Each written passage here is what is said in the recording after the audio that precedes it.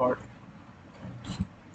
सो igneous structures. अच्छा, तो पहला एक चीज मैं बोलना चाहता हूं कि पिछले क्लास में मैंने post tectonic, pre tectonic and syn tectonic के बारे में बोला था। इसका डिटेल्स में इसका डिटेल जो है ये हम अभी नहीं देखेंगे। इसका रिलेटेड बहुत सारे क्या बोलते हैं एमसीक्यूज एंड बहुत सारे क्वेश्चन हम लोग सॉल्व करेंगे, because it is important for both GATE and JAM to understand this kind of scenarios of pre tectonic, post tectonic and syn tectonic scenario. So what is pre-tectonic? So pre-tectonic is basically, suppose a structure is there. Suppose a structure is there. Suppose structure A. And after that, some tectonic activity created some kind of cystosity or some kind of layering in the rock. Some kind of layering in the rock. So previously the structure A और mineral A was there. पहले ही ये A mineral या फिर ये structure जो है A, it was there. And after that this the structure due to tectonic activity was created. The cystostructure or the layered structure was created. मतलब कि ना कि ये जो A वाला structure है वो पहले से ही था, उसके बाद ये जो cystose structure या फिर tectonic activity के लिए जो structure बना है that was generated. तो ए पहले बना है, ए पहले बना है और उसके बाद ये टेक्टोनिक स्ट्रक्चर बना है। तो इस टेक्टोनिक एक्टिविटी के हिसाब से ए पहले से ही प्रेजेंट था। ये टेक्टोनिक एक्टिविटी जो हुआ था उसके पहले ही ए प्रेजेंट था, मतलब क्या हुआ प्री एंड देन टेक्टोनिक। मतलब टेक्टोनिक एक्टिविटी के पहले ही ये वाला स्ट्रक्चर और ये वाला मिनरल प्रेजेंट, ऑलरेडी प्रेजेंट था, एंड उसके बाद टेक्टोनिक एक्टिविटी हुआ। तो टेक्टोनिक एक्टिविटी के हिसाब से ये पहले बना है, according with respect to the tectonic activity ये पहले बना है, तो इसको हम बोलेंगे प्री टेक्टोनिक। सिमिलरली अगर ये ए वाला जो स्ट्रक्चर है, अगर ये ए वाला जो स्ट्रक्चर है, ये ए वाला जो स्ट्रक्चर है वो ड्यूरिंग टेक्टोनिक एक्टिविटी बना है, ये सपोज टेक्टोनिक एक्टिविटी एस, ये एस जब हुआ था एग्जैक्टली उसी टाइम पे ही ये ए वाला स्ट्रक्चर बना है, तो उसको हम क्या बोलेंगे, उसको हम बोलेंगे सीन टेक्टोनिक। सीन टेक्टोनिक, इसको हम बोलेंगे syn tectonic. During the activity of a, during the activity of S tectonic activity, a structure was created, so this will be called as scene tectonic. And another term is there, it is called post tectonic. मतलब कि ना ये tectonic activity होने के बाद, tectonic activity होने के बाद फिर ये ए स्ट्रक्चर बना है। After the tectonic activity has taken place, after the tectonic activity S has taken place, after that this A structure or A mineral, this A mineral or A structure was formed or crystallized, meaning that after tectonic activity ये A structure बना है, tectonic activity के बाद ये A structure बना है। So this A structure will then be called a post tectonic structure. This tectonic structure will be then called a post tectonic structure. So Ramya Rajan, welcome to the class. So what is the basic thing? So basically if a particular structure or mineral was crystallized or was formed before the tectonic activity, before the regional tectonic activity, then we will call it pre-tectonic. But the term pre is important here, pre-tectonic. So pre-tectonic तो पहले ही बना है, ये pre term से ही समझ आ रहा है, pre tectonic before tectonic activity. Another is if whether the structure was formed exactly at the same time during the tectonic activity with the tectonic activity, अगर टेक्टोनिक एक्टिविटी के साथ साथ ही स्ट्रक्चर बना है then we will call it syn tectonic. And अगर ये mineral और ये स्ट्रक्चर टेक्टोनिक एक्टिविटी के बाद बना है तो we will call it post tectonic. अभी ये pre tectonic structure, post tectonic structure and syn tectonic structure identification करने के लिए क्या क्या कुछ सिनेरियोज होता है, वो हम लेटर पढ़ेंगे, वो हम थोड़े बाद में पढ़ेंगे। वो हम कब पढ़ेंगे? जब हम मेटामॉर्फिक टेक्सचर्स एंड स्ट्रक्चर्स पढ़ेंगे, तब जाके हम ये पढ़ेंगे कि कैसे कोई भी एक टेक्सचर को देख के हम लोगों को ये समझ आ सकता है कि ये स्ट्रक्चर इधर प्री टेक्टोनिक है, सिम टेक्टोनिक है या फिर पोस्ट टेक्टोनिक है। नाउ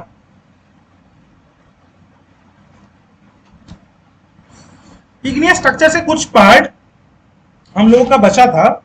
तो एक इंट्रूसिव बॉडी, अगर एक इंट्रूसिव बॉडी एक जनरेट हो रहा है, इंट्रूस मतलब वो इंट्रूड कर रहा है किसी एक बॉडी को। ये सपोज एक सराउंडिंग बेड था, ये एक बेड था, सेडिमेंटरी बेड सपोज पकड़ के चलो। कोई एक इंट्रूशन हो रहा है, मतलब कोई एक मेल्ट या फिर इग्नियस मेल्ट या फिर lava is intruding this particular body. This is what is intrusion is called. So suppose this is intruding, so it generally doesn't come to the surface. Surface के ऊपर हम लोगों को ये दिखाई नहीं देता है। तो ये इग्नियस इंट्रूशन को भी डेप्थ के हिसाब से हम तीन तरीके से डिवाइड करते हैं। So depth of intrusion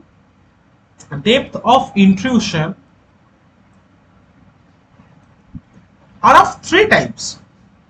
So one zone is called, three zones basically. One is called epizone, another is called mesozone, and another is called catazone. This concept will again encounter in the metamorphic petrology classes. So एक होता है एपीजोन हम लोगों का, एक होता है मेसोजोन और एक होता है कैटाजोन।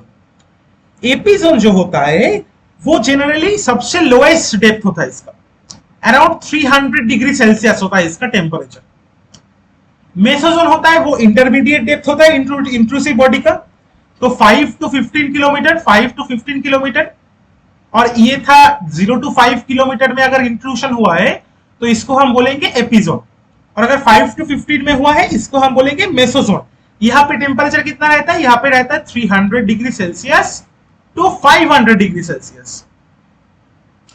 और एक रहता है कैटाजोन, जहां पर कि ना सबसे highest deep depth of intrusion होता है which is greater than 10 kilometre. तो इतने किलोमीटर के डिवीजन में हम डिवाइड करते हैं, और यहाँ पे टेम्परेचर होता है around 450 degree Celsius to 600 degree Celsius. ये बेसिकली डेप्थ ऑफ इंट्रूशन जो है, ये पार्ट एक्चुअली इग्नियस पेट्रोलॉजी का पार्ट नहीं है।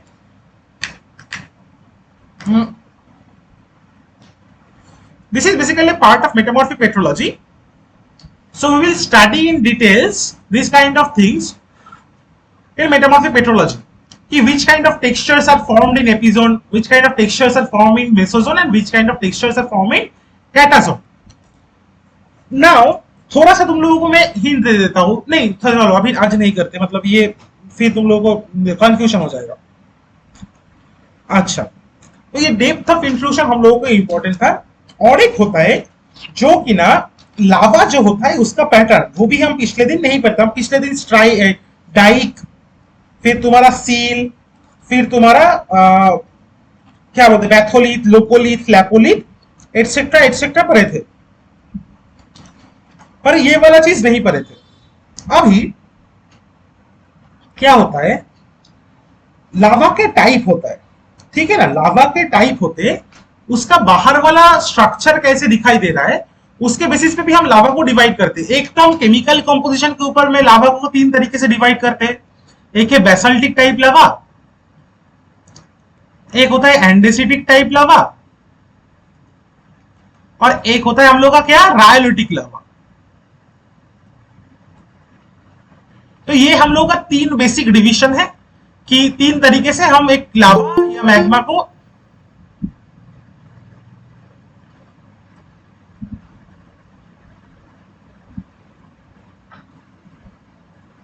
So welcome to the GFS classes. This is our last demo class. After that we'll start our course.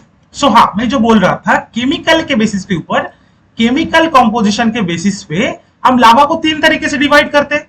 एक होता है बेसाल्टिक, एक होता है एंडोसिटिक और एक होता है रायोलिटिक। बेसाल्टिक लावा में क्या होता है, बेसाल्टिक लावा में हम लोगों का मैफिक होता है बेसाल्टिक लावा। एंडेसिटिक क्या होता है, इंटरमीडिएट होता है और रायलिटिक क्या होता है? फेल्सिक होता है।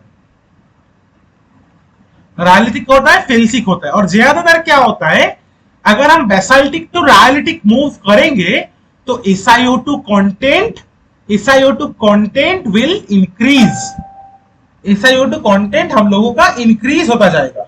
समझे कि नहीं समझे?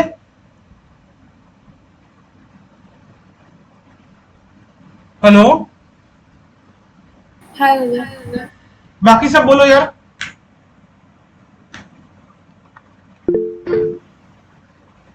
रिस्पॉन्स करना है, क्लास में रिस्पॉन्स करना है। रिस्पॉन्स नहीं करोगे तो नहीं होगा। अच्छा Ankit, thank you.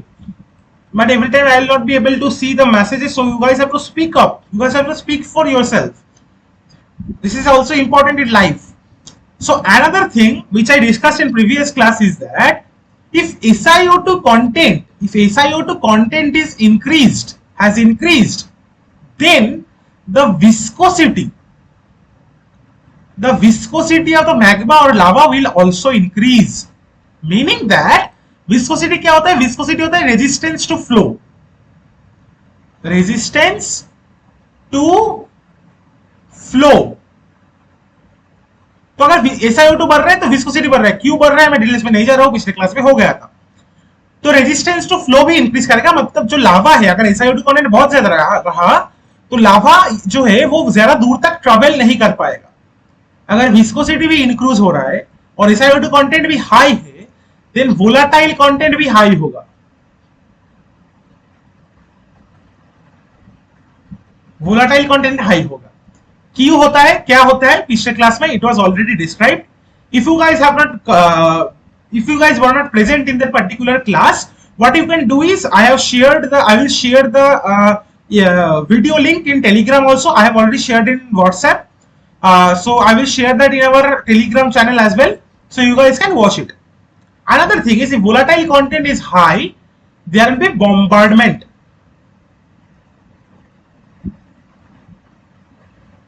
Bombardment will be high, or the volcano will be explosive in nature. Volcano will be explosive, मतलब फटेगा एकदम, आवाज करके बम जैसे फटता है वैसे फटेगा, एक्सप्लोसिव होगा। जितना SiO2 कंटेंट बढ़ेगा उतना एक्सप्लोसिव नेचर का होता है। फॉर एग्जांपल विसुवियस, जो एक बहुत बड़ा वॉल्केनो है, जो सरफेस के ऊपर सबसे बड़ा वॉल्केनो है। विसुवियस कहाँ है, किसी को मालूम है? किसको मालूम है विसुवियस कहाँ है? इटाली दादा। Exactly, Vesuvius is in Italy. So अगर विसुवियस एक हाईली SiO2 कंटेंट वाला मैग्मा छोड़ता है तो इसीलिए वो बम्बार्ड करता है, ठीक है ना। तो Vesuvius is a highly explosive type of volcano. Okay fine, तो ये हो गया हम लोगों का बेसिक कॉन्सेप्ट। और भी हम लोग मैग्मा को कैसे कैसे दिखता है मैग्मा, उसके हिसाब से हम लोग थोड़ा बहुत डिविजन कर सकते हैं। जैसे एक होता है हम लोग का पा होए होए स्लैश रोपी,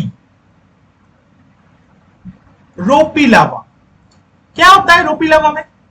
रोपी लावा बेसाल्टिक की नेचर दिखाता है। क्या होता है, सपोज ये लावा ऐसे फ्लो कर रहा था, ये है तुम्हारा नीचे का सरफेस और ये है तुम्हारा ऊपर का surface. This is lower boundary and this is upper boundary. Upper boundary, चलो अब ये मैग्मा जो ये लावा जो है ये टोटल मेल्ट है। अभी अपर बाउंड्री भी जो है वो एटमॉस्फेयर के साथ कांटेक्ट में रहेगा, एटमॉस्फेयर के साथ कांटेक्ट में रहेगा, it will be in contact with the atmosphere. That's why what will happen is कि ये जल्दी कूल करेगा, it will cool down faster. अभी कूल कर रहा है फास्टर, तो ये लिक्विड टू सॉलिड कन्वर्ट हो जाएगा, लिक्विड टू सॉलिड कन्वर्ट होना स्टार्ट करेगा। अभी suppose we are moving from liquid to solid, the viscosity increases, that means the upper layer of the magma will have a higher viscosity compare to the intermediate layer of the magma. तो ये नीचे वाला क्या है, ये नीचे वाला भी लिक्विड ही है, कंप्लीटली लिक्विड है, तो ये मूव करना चाहेगा, पर ये अपर वाला जो लेयर है वो अभी सॉलिड में कन्वर्ट हो रहा है, तो ये सेमी सॉलिड पकड़ के चलो, सेमी सॉलिड हो रहा है, तो ये उतना अच्छे से मूव करना नहीं चाहेगा, तो ये मूव करना चाह रहा है, नीचे वाला पार्ट मूव करना चाह रहा है, ऊपर वाला पार्ट मूव करना नहीं चाह रहा है। तो ऐसे ऐसे ऐसे लेयर्स हम लोगों को दिखने चालू हो गए, एकदम लावा के ऊपर ऐसे ऐसे फीचर्स हम लोगों को नजर आएगा, एकदम सरफेस के ऊपर ऐसे ऐसे फीचर्स आएंगे। So this looks like a rope, this looks like a rope, right? Rope मतलब रस्सी जो होता है, तो दिस इज वाई इसको हम रोपी लावा या फिर पाक हुए हुए लावा भी बोलते हैं। और एक चीज भी देखो, सिमिलरली ये जो लोअर बाउंड्री भी है, यहां पर सपोज एक सेडिमेंटरी रॉक था, सेडिमेंटरी रॉक था, तो इसके ऊपर ये लावा फ्लो हो रहा है। अभी सेडिमेंट में क्या रहता है? वाटर रहते हैं, सेडिमेंट में वाटर रहते हैं, तो ये लावा जब सेडिमेंटरी रॉक के कांटेक्ट में आएगा तो ये सेडिमेंटरी रॉक वाटर रिलीज कर देगा लावा के ऊपर, सेडिमेंटरी रॉक लावा के ऊपर वाटर रिलीज कर देगा, तो क्या होगा, ये जो नीचे वाला पार्ट भी अगर सॉलिड हो जाए, नीचे वाला पार्ट भी अगर सॉलिड होना स्टार्ट करे, और बट मिडिल वाला जो पार्ट है वो फिर लिक्विड रहा, तो क्या होगा, एक रॉक, एक ब्लॉक टाइप ऑफ हम लोगों को दिखाई देगा, एक ब्लॉक टाइप ऑफ हम लोगों को दिखाई देगा, क्योंकि ऊपर वाला रोप हो गया, नीचे वाला ब्लॉक टाइप दिखाई देगा, क्योंकि ये तो जम गया है, ये फिर टूट जाएगा, ये नीचे वाला जो लावा है सॉलिड होकर टूट जाएगा, क्योंकि ऊपर वाला एक प्रेशर दे रहा है इसके ऊपर फ्लो के वजह से, तो इसके हम बोलेंगे ब्लॉकी लावा। दादा आगे रिपीट करो। देख क्या हो रहा है कि ये नीचे वाला जो लेयर है वो भी ठंडा था, सपोज एक सेडिमेंटरी रॉक था, वो भी ठंडा था। अब ये सेडिमेंटरी रॉक जो है that will release water in contact to high temperature, ये जो अपना वाटर है उसको रिलीज कर देगा, रिलीज करने के वजह से ये नीचे वाला सेडिमेंट के कांटेक्ट में जो लावा है, नीचे वाला सेडिमेंट के कांटेक्ट में जो लावा है वो भी ठंडा होना चाहेगा, वो भी ठंडा हो जाएगा, और ऊपर भी ठंडा है, नीचे भी ठंडा है। अभी ये वाला जो जब मूव करेगा, एक एक्सटर्नल एक प्रेशर देगा, एक मूवमेंट के लिए एक स्ट्रेस हो रहा है, एक डायरेक्शन में वो जा रहा है, तो उसके लिए क्या होगा,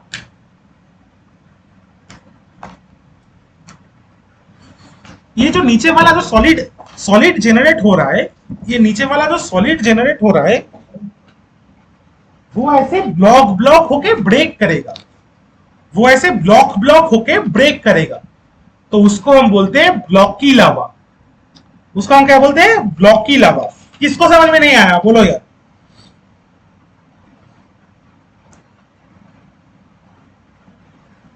किसको समझ में नहीं आया?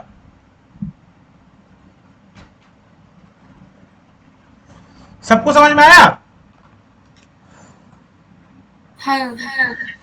यार बाकी लोग भी बोलो यार, कोई नहीं बोल रहा कुछ भी, इंटरेक्ट करो, क्लास में इंटरेक्ट करो।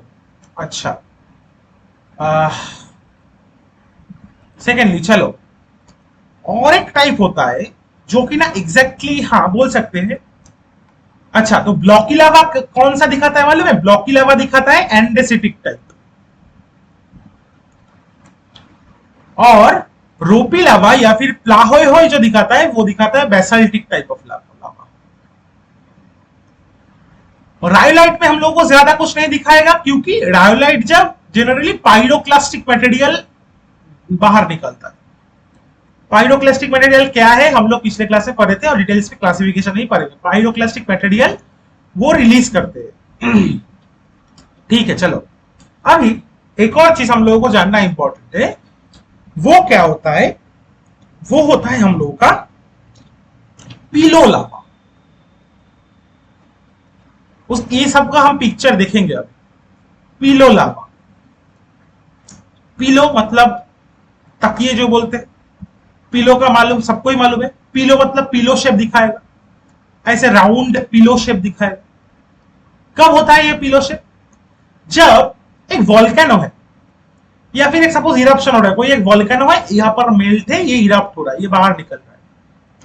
अगर ये लावा अंडर वाटर निकले, अंडर वाटर निकले मतलब कि ना पानी के नीचे निकल रहा है, सी सरफेस में इरप्शन हो रहा है, तब जब भी ये लावा बाहर निकलेगा, ये पानी के कांटेक्ट में आके बहुत जल्दी कूल कर जाएगा, बहुत जल्दी एकदम फट से कूल कर जाएगा।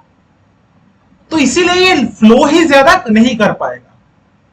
तो ये जो लावा होता है, ऐसे जैसे इरप्शन होता है, वो एक पिलो शेप दिखाता है हम लोग को। सो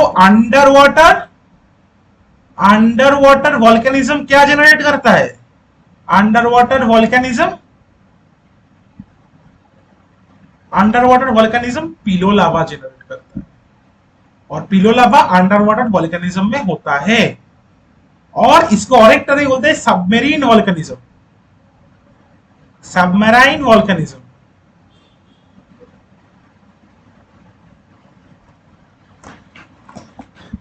समझे कि नहीं समझे यार? समझे कि नहीं समझे? हाँ। बाकी लोग भी बोलो यार।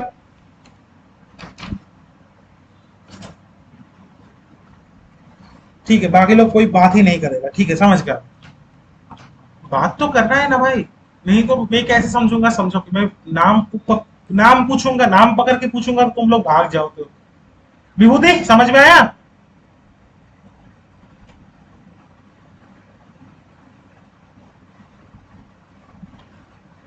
नोहितिक समझ में आया? सुदीप्ता, हैप्पी, राम्या, जो भी है बोलो ना यार, समझ में आया कि नहीं आया? Yes sir, thank you sir. Okay fine, चलो अभी हम स्टार्ट करेंगे क्लासिफिकेशन ऑफ इग्नियस रॉक्स।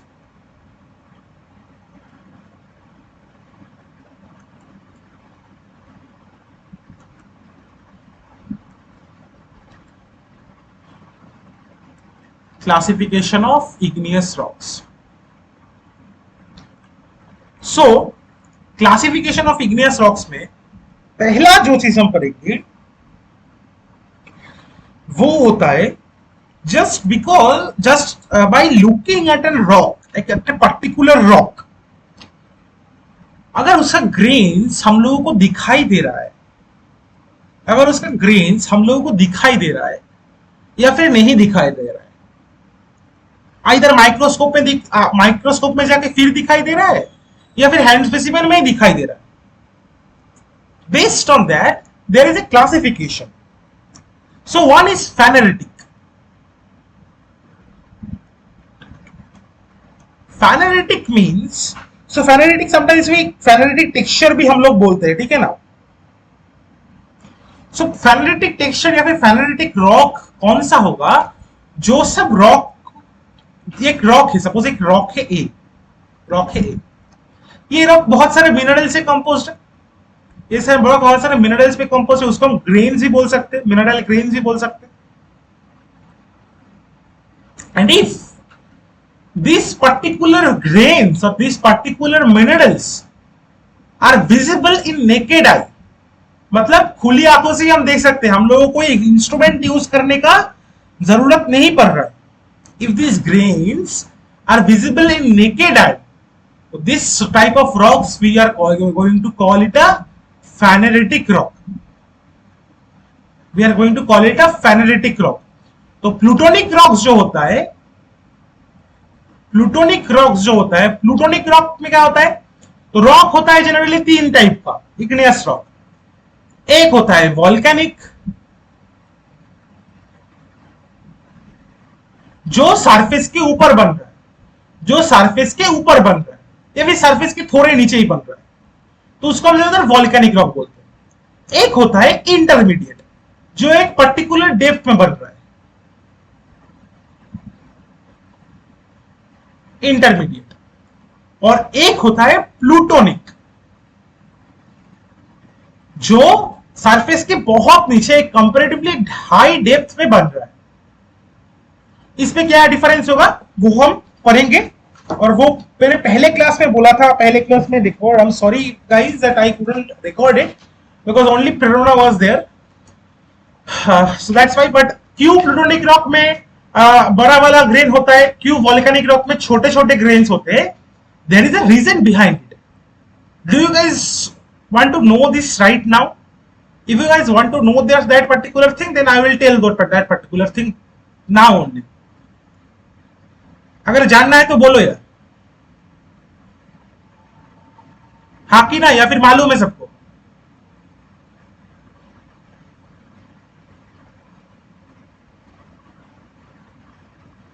जानना है अभी? बोलू मैं? बोलो यार। Yes sir. बाकी लोग? रम्या, हैप्पी? यस सर,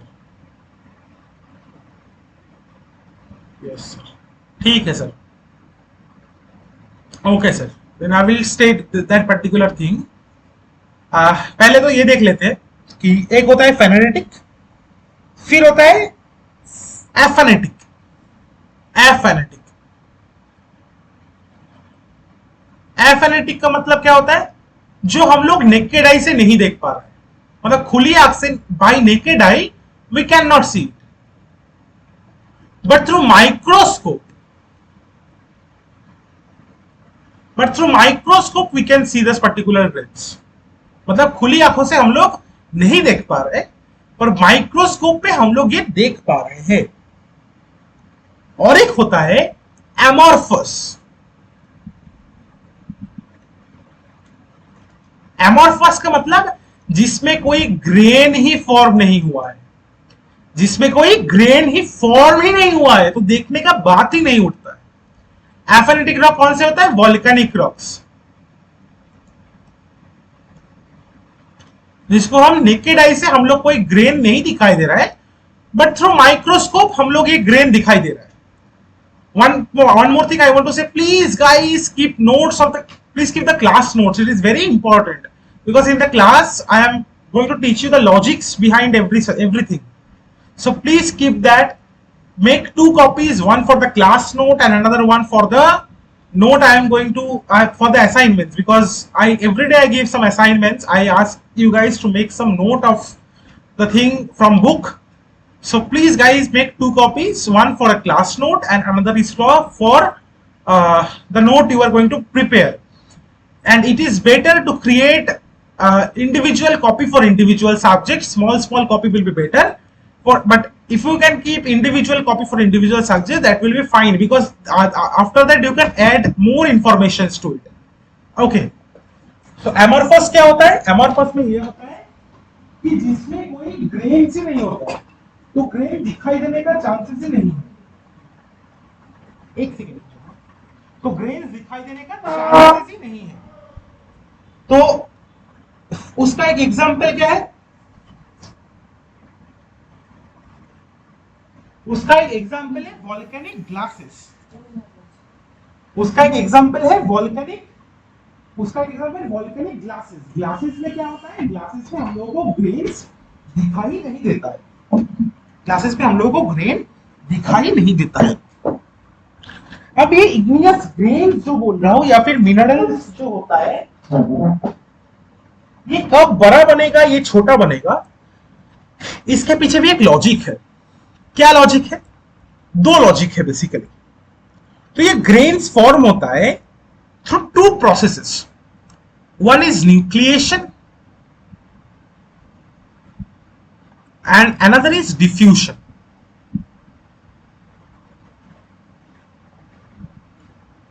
एक होता है nucleation and another is diffusion.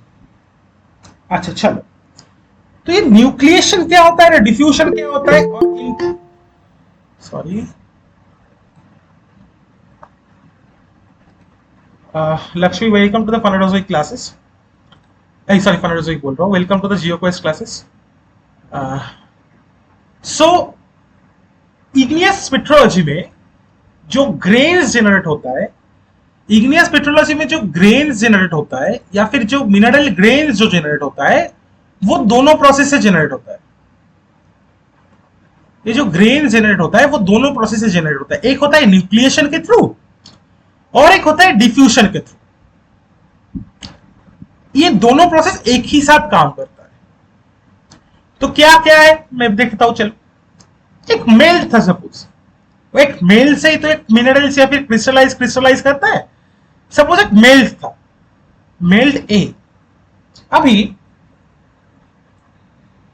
इस मेल्स पे, ये मेल सपोज 600 डिग्री सेल्सियस में था,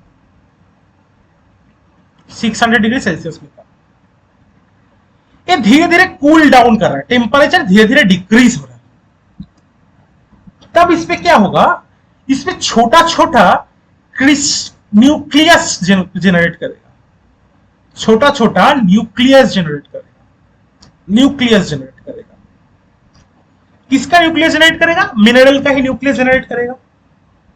सो ये न्यूक्लियस, छोटा छोटा न्यूक्लियस जनरेट करने का ये जो प्रोसेस है, उसको ही हम बोलते हैं न्यूक्लिएशन। ये छोटा छोटा न्यूक्लियस जनरेट करने का ही जो प्रोसेस है, इसको हम बोलते हैं न्यूक्लिएशन। इसको हम बोलते हैं क्या? न्यूक्लिएशन।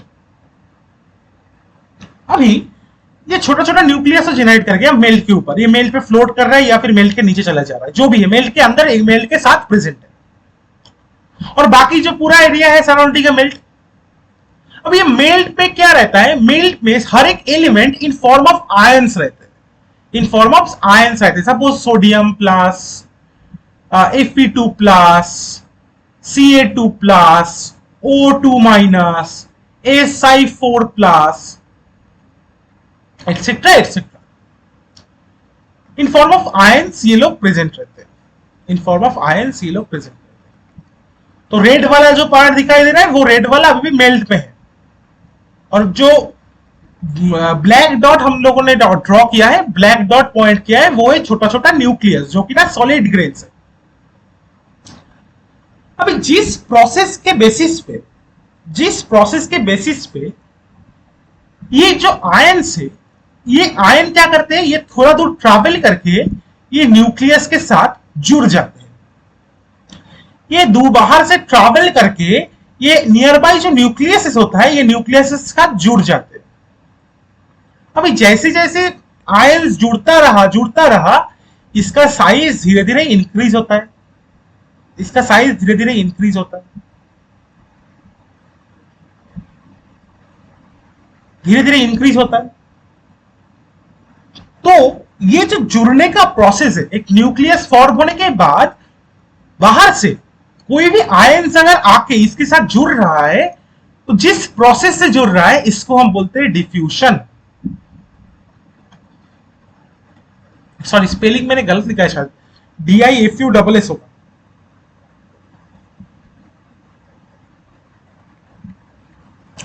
इस प्रोसेस को क्या बोलते हैं हम? डिफ्यूशन। ये बाहर से छोटे छोटे आयंस आके ये न्यूक्लियस के साथ बैठ के एक साथ होके एक बड़ा वाला ग्रेन्स बनाते हैं। तो इस टोटल प्रोसेस को हम क्या बोलते हैं? डिफ्यूशन। तो दो प्रोसेस क्या हो गया? एक छोटा छोटा न्यूक्लियस फॉर्म कर रहा है थ्रू आउट द मेल्ट, तो उसको हम बोल रहे हैं न्यूक्लिएशन। और ये न्यूक्लियस के ऊपर बाहर से जब आयन आके उसके साथ जुड़ के एक बड़ा बड़ा ग्रेन बनाने की कोशिश कर रहा है, उसको हम बोलते हैं डिफ्यूशन। तो अगर कोई बताओ मुझको, कोई कॉमन सेंस से क्या है कि अगर डिफ्यूशन बहुत ज्यादा होगा, मतलब एक न्यूक्लियस के ऊपर बाहर से बहुत सारे आयंस आके बैठेगा, तो ग्रेन का साइज क्या होगा? बड़ा होगा, राइट? और ज्यादा आयंस आके नहीं बैठ पा रहा है, मतलब डिफ्यूजन इज लो, तब ग्रेन्स का साइज क्या होगा? छोटा होगा। अभी एक और सिनारियो, अगर सपोज न्यूक्लिएशन ये बहुत ज्यादा हो रहा है, ये न्यूक्लिएशन ही जो है बहुत ज्यादा हो रहा है, न्यूक्लिएशन रेट बहुत हाई है। अब ये न्यूक्लियस जो बन रहा है, वो ये मेल्ट में प्रेजेंट आयंस के लिए ही बन रहा है। ये न्यूक्लियस में भी तो आयंस ही है ना, तो मेल्ट में और ज्यादा आयंस बच ही नहीं रहा है, तो डिफ्यूजन ऑटोमेटिकली लो हो जाएगा। तो अगर न्यूक्लिएशन रेट बहुत हाई हो रहा है, डिफ्यूजन कम हो रहा है, तो ये जो ग्रेन्स जो बन रहा है, ये ग्रेन जो है ना, ये ग्रेन ज्यादा बड़ा नहीं हो पाता है। अगर न्यूक्लिएशन इज बहुत हाई, न्यूक्लिएशन इज बहुत हाई, वेरी हाई, फिर ये ग्रेन्स जो, ये छोटे छोटे ग्रेन्स बहुत सारे बनेंगे, क्योंकि न्यूक्लिएशन हाई होगा तो डिफ्यूजन ऑटोमेटिकली लो हो जाएगा, बाकी ज्यादा आयंस बचा ही नहीं फॉर्म होने के लिए। तो इसीलिए these are the two process by which mineral grains are created। तो एक चीज हमेशा हमेशा के लिए जहन में घुसा लो कि if rate of nucleation is high, if rate of nucleation is high, rate of nucleation is high, very high, then small grains will be created.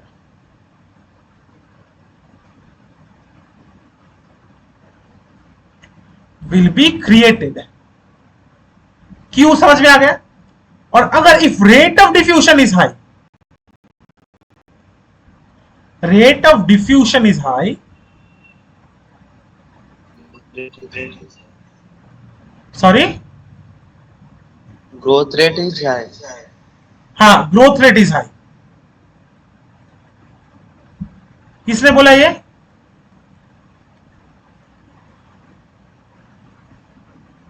किसने बोला? थैंक यू यार, बोला तो बोलो ना यार, किसने बोला? Yes sir, happy. Happy, very good happy. तो growth rate is my meaning that larger grains will be created.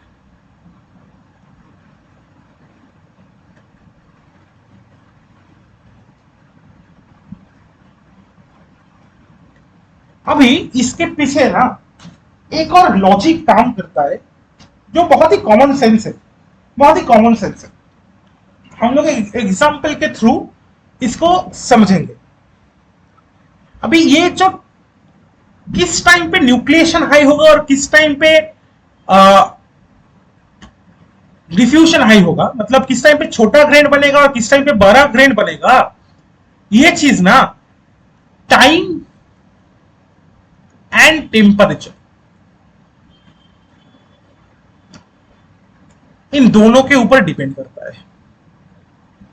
इन दोनों के ऊपर डिपेंड करता है। कैसे डिपेंड करता है? चलो एक एनालॉजी पकड़ लेते हैं। कैसे एनालॉजी? सपोज तुम अभी उड़ीसा में सुंदर केओंझर में हो, कोई भी अगर बंदा केओंझर में है, वो केओंझर में रहता है, उसको एक नौकरी मिला। कहां मिला? पटना। उसको एक नौकरी मिला, कहां मिला? पटना। तो वो पटना में गया, वो केओंझर का बंदा है, वो पटना में गया। अभी पटना में वो नौकरी मिला, इसीलिए उसको रहने के लिए एक जगह चाहिए। उसको रहने के लिए एक जगह चाहिए, ठीक है? तो रहने के लिए जगह चाहिए, ठीक है।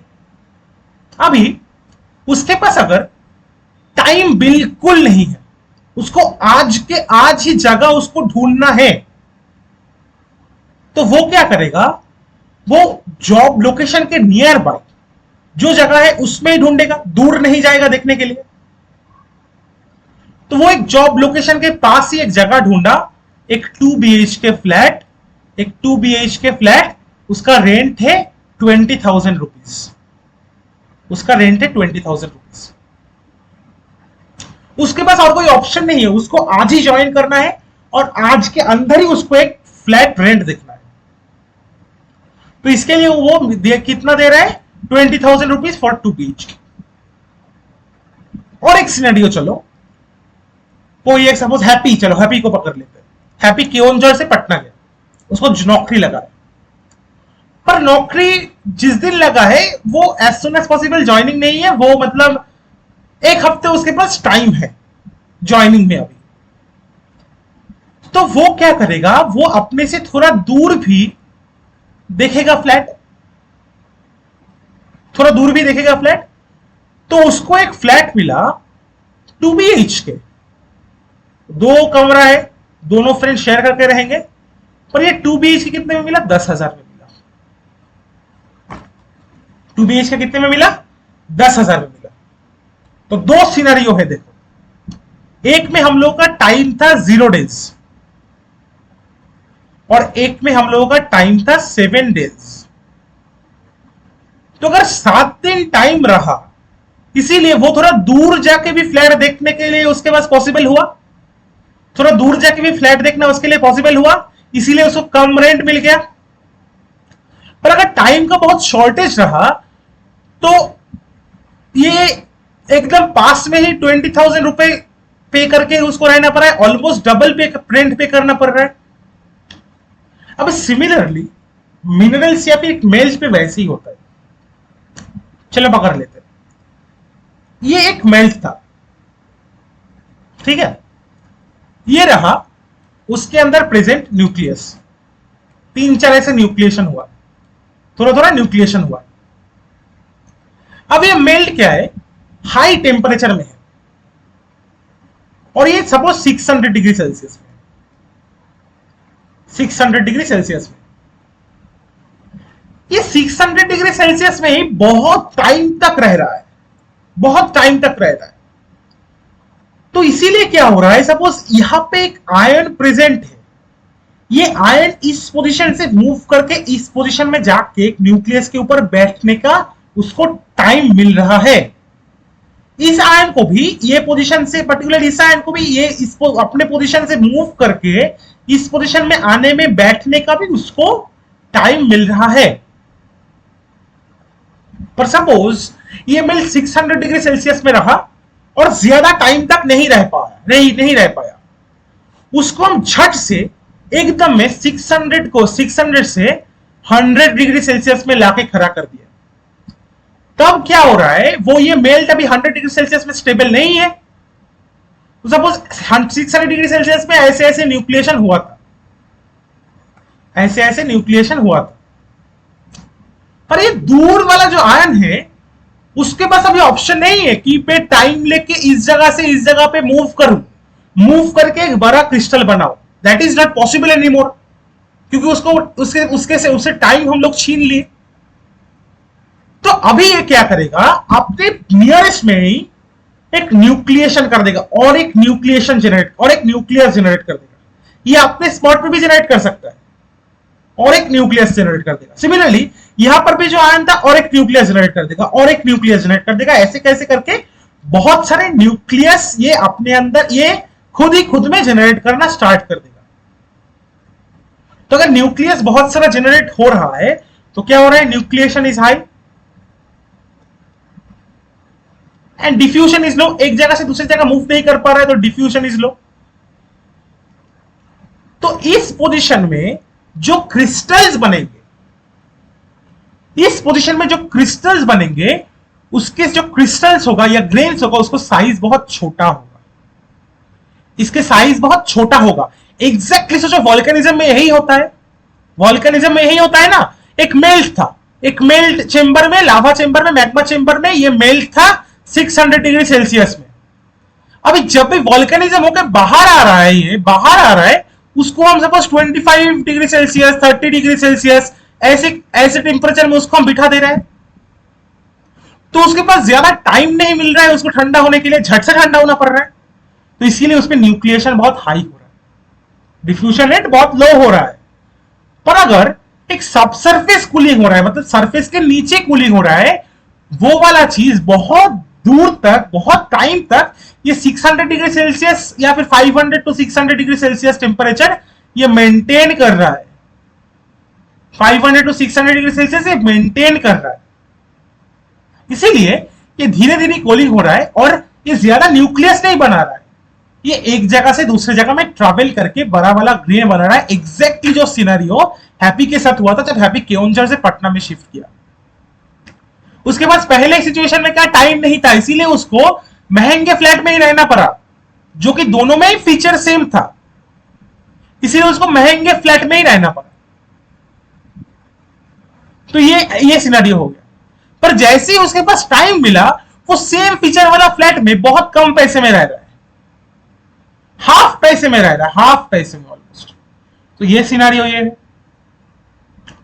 और एक सिनेरियो होता है, और एक सिनेरियो होता है कि हैप्पी के एकदम इमीडिएट ज्वाइनिंग है, एकदम इमीडिएट ज्वाइनिंग है।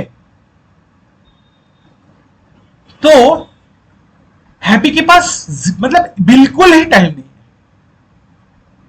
तो वो क्या किया, वो केओंझर से पटना गया और घर छोड़ना तो दूर की बात, वो डायरेक्ट जॉब में ज्वाइन कर लिया। उसके पास बिल्कुल टाइम नहीं। वो बोला, उसका इंटरव्यू हुआ मंडे, उसको बोला ट्यूसडे को ही तुम्हारा ज्वाइनिंग है। उसके पास घर ढूंढने का टाइम ही नहीं है। तो वो घर ढूंढने की जगह पहले दिन ऑफिस में ही गुजार लिया। ठीक है, तो ये सिनेरियो जब होता है, कब होता है? जब एक लावा या मैग्मा एकदम सरफेस पे आ जाता है। वो 600 डिग्री टेम्परेचर था, अभी एकदम आइस के पास या फिर वाटर के नीचे क्रिस्टलाइज कर रहा है, सपोज 10 डिग्री सेल्सियस में आ रहा है बाहर, तो उसके पास इतना भी टाइम नहीं है कि वो ये न्यूक्लियस भी जनरेट कर सके। ये न्यूक्लियस भी जनरेट करने का टाइम नहीं है, तो उसमें क्या हम लोग का कोई ग्रेन दिखेगा ही नहीं, कोई ग्रेन इसमें हम लोग का दिखेगा ही नहीं।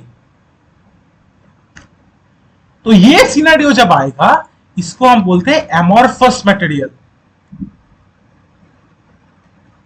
और ग्लास, तुम लोग अगर कांच देखो तो कांच क्या होता है? ट्रांसपेरेंट होता है, उसमें कोई ग्रेन्स या क्रिस्टल होता है? No, sir. नहीं होता है। So this is what it is. किसने नहीं समझा बताओ?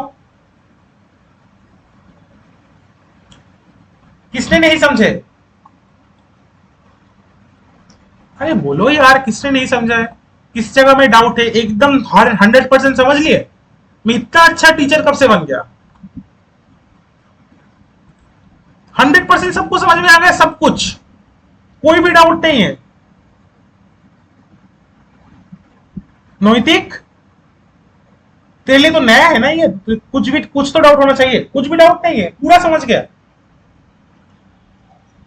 सर अभी तक तो ठीक है, कुछ डाउट होगा। अच्छा, कुछ डाउट होगा तो पूछेंगे। रम्या, हैप्पी, प्रेरणा को तो मालूम होना चाहिए, नहीं मालूम होगा तो मार खाएगा मेरे से। सुदीप्ता,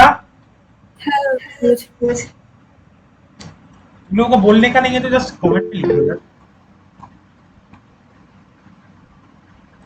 रम्या ने इमोजी भेज दिया मेरे को।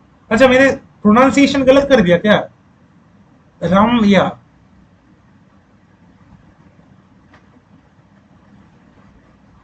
अच्छा ठीक है, मैं समझा नहीं ये इसका मीनिंग। ठीक है, चलो कोई बात नहीं, नेक्स्ट पार्टी हम पकड़ते हैं। 1 मिनट मेरे को चाय पीने ले दो, उसके बीच में हम थोड़ा गप्पे मार लेते हैं। 1 सेकंड में बस मेरा नंबर दे रहा हूँ तुम लोगों को चैट में,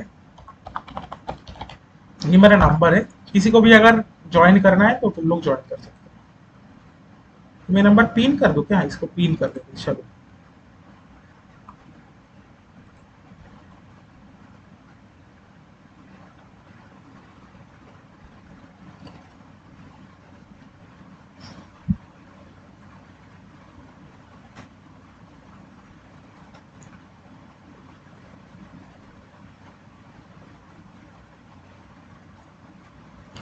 और फिलहाल हाल कैसा है सबका? तो छोड़, तुम लोगों को पूछ के कोई फायदा नहीं, खुद चुप रहेगा सब।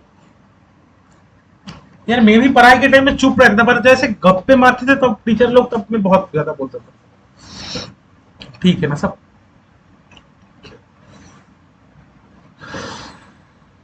ओके, चलो। इसके बाद हम देखेंगे, सॉरी माइक म्यूट करते हैं। इसके बाद हम देखेंगे, ये हो गया तो ये समझ में आ गया सबको कि क्यों, किस टाइम पे हम लोगों का प्लूटोनिक चीज पैदा होगा, किस टाइम पे हम लोगों का वॉल्केनिक पैदा होगा। तो अगर न्यूक्लियस रेट हाई हो रहा है, न्यूक्लिएशन रेट हाई हो रहा है, तो हमारा वॉल्केनिक रॉक जनरेट करेगा। मतलब क्या? एफिनिटिक जनरेट करेगा या फिर फेनेटिक जनरेट करेगा। न्यूक्लिएशन हाई हो रहा है तो एफिनिटिक, और डिफ्यूजन हाई हो रहा है तो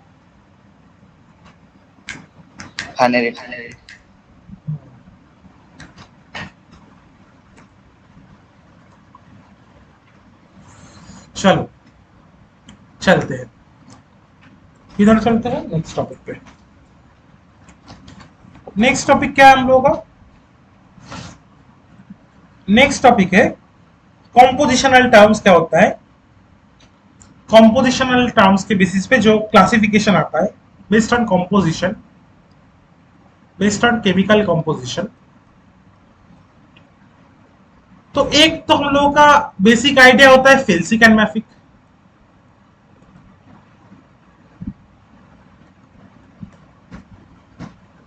तो मैफिक क्या होता है? जिस पर्टिकुलर रॉक में मैफिक मिनरल्स, माने कि जो मिनरल्स जो एफईएमजी से बना होता है,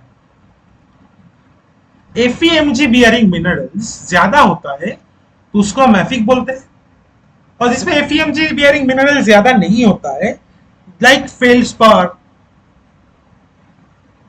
क्वार्ट्ज एटसेट्रा एटसेट्रा, ये सबसे बना होता है, इसको हम बोलते हैं फेल्सिक।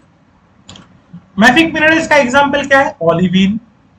हर एक की कंपोजिशन में एपीएमजी होता है पाइरोक्सिन, फिर आता है हॉर्नब्लेंड, एटसेट्रा एटसेट्रा। फेल्सिक का क्या है? फेल्सिक का आता है फेल्सपार, क्वार्ट्ज, मास्कोवाइट, एटसेट्रा एटसेट्रा, जो भी है। अभी और एक भी टर्म आता है जिसको बोलते हैं ल्यूकोक्रेटिक।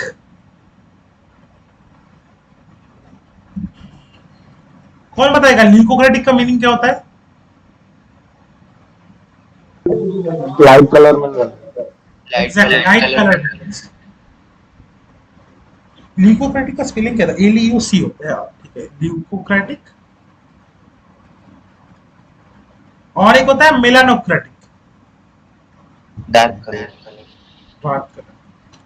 तो ल्यूकोक्रेटिक मिनरल जो होता है, जो लाइट कलर मिनरल जो होता है उसको हम ल्यूकोक्रेटिक बोलते हैं, और डार्क कलर मिनरल जो होता है उसको हम मेलानोक्रेटिक बोलते हैं। जो डार्क कलर में होता है उसको हम मेलानोक्रेटिक बोलते हैं। तो ये दोनों बेसिक टर्म हो गए। और एक आता है, और एक टर्म आता है based on acidity and basicity, जो होता है कि ना एसिडिक, एसिडिक, इंटरमीडिएट। अब इसे थोड़ा क्लास बोरिंग जाएगा, इंफॉर्मेटिव है, फिर भी हम कोशिश करेंगे जितना होने के लिए। एक होता है बेसिक और एक होता है अल्ट्रा बेसिक। Ultra basic. तो ये एसिडिक, इंटरमीडिएट, बेसिक, ये जो टर्म्स होता है वो SiO2 के कॉन्सेंट्रेशन के ऊपर डिपेंडेंट होता है। वो किसके ऊपर डिपेंडेंट होता है? वो SiO2 के कॉन्सेंट्रेशन के ऊपर डिपेंडेंट होता है। अगर किसी भी रॉक में या फिर किसी भी minerals more than 66% wait percent SiO2 से बना है तो उसको हम क्या बोलेंगे? एसिडिक। अगर 52 to 66 वेट परसेंट हुआ तो उसको हम बोलेंगे इंटरमीडिएट। अगर 45 to 52 हुआ SiO2 तो उसको हम बोलेंगे बेसिक, और अगर लेस देन 45 हुआ तो उसको हम बोलेंगे अल्ट्रा बेसिक। अभी एक चीज बताओ, तो हम लोग ये क्या बोल सकते हैं कि every acidic mineral will be felsic and every ultra basic mineral या फिर basic mineral will be mafic? Can we say this?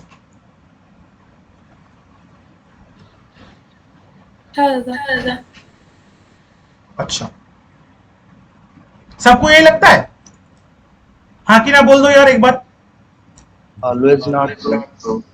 In which situation it will be not true?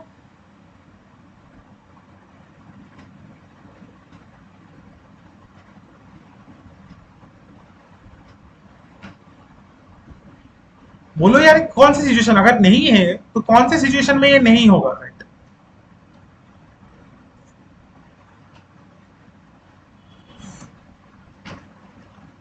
Which situation? हाँ बोलो। When percentage of SiO2 and MgHe equal.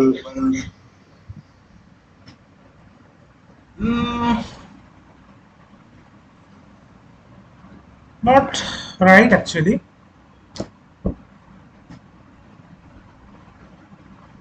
Actually, we cannot say that if it is a basic or ultra basic, then only it will be mafic, and if it is acidic, then it will be felsic. The example is, I'm just going to give the example right now. After that, I will go to the deeper reason why it is not. It's a very important question. It's a very important part for JAM. मेरे को नहीं लगता है अभी भी आया है ये जैम पे, पर ये जरूर आ सकता है। इसका एग्जाम्पल है कि हमेशा अगर बेसिक या अल्ट्रा बेसिक हुआ, इसके साथ मैफिक या फेल्सिक का कोई रिलेशन हम लोग कभी नहीं पकड़ेंगे, just because for an example that is फेल्सपथॉइड।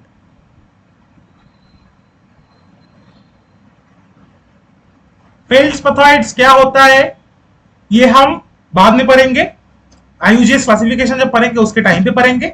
अभी के लिए जान लो फेल्सपथॉइड अंडर सैचुरेटेड सिलिका होता है, बट फेल्सिक होता है। ये बेसिक होता है पर फेल्सिक होता है। ये अंडर सैचुरेटेड इन सिलिका होता है, सिलिकॉन लिख दिया मैंने, प्रेरणा ये मैंने पहले बोला था। ये अंडर सैचुरेटेड इन सिलिका होता है पर ये फेल्सिक होता है। ये हमेशा याद रखना, ये जैम में बहुत इंपॉर्टेंट है इस बार के लिए स्पेशल। मेरे को लगता है इस पे कोई क्वेश्चन आएगा, एक एमएसक्यू आएगा कि which of the following is basic और अल्ट्रा बेसिक, और नीचे ये कुछ ऑप्शन रहेगा, मेरे को लगता है, आई एम नॉट श्योर, पर ये बहुत इंपॉर्टेंट है। ये हम थोड़ा बाद में देखेंगे। अभी